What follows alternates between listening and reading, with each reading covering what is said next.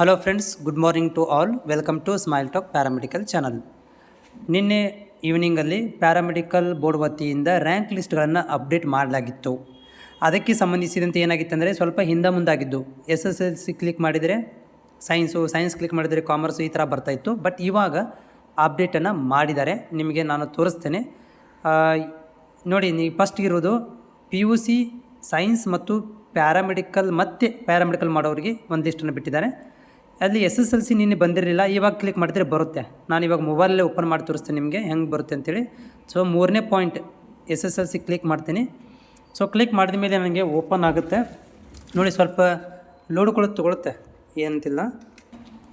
So ನೋಡ್ತೀರಿ, list open ಆಗಿದೆ.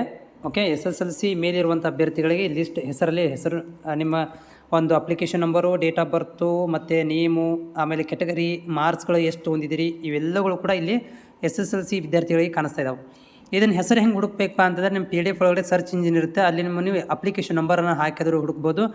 ಇಲ್ಲಪ್ಪ ಅಂತಂದರೆ ನಿಮ್ಮ ಹೆಸರುಗಳನ್ನು ಹಾಕಿ ಕೂಡ ನೀವು ಸರ್ಚ್ ಮಾಡ್ಬೋದು. ಹೆಸರು ಸೇಮ್ ಇರ್ತವೆ. ಹೀಗಾಗಿ ನೀವು ಅಪ್ಲಿಕೇಶನ್ ನಂಬರ್ಗಳನ್ನು, ಕೊನೆಯ 4 ನಂಬರ್ಗಳನ್ನು ನೀವು ಹಾಕಿ ಸರ್ಚ್ ಮಾಡಿದರೆ ಈಸಿಯಾಗಿ ಸಿಗುತ್ತೆ.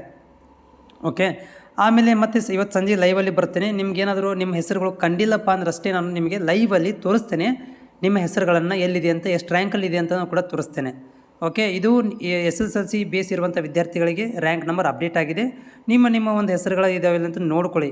ಇನ್ ಕೇಸ್ ಆಫ್ ಹೆಸರು ಇಲ್ಲವೇ ಇಲ್ಲಪ್ಪ ಅಂತಂದರೆ ನೀವು ಬೋರ್ಡಿಗೆ ಕಾಂಟ್ಯಾಕ್ಟ್ ಮಾಡಬೇಕಾಗತ್ತೆ ತುರ್ತಾಗಿ.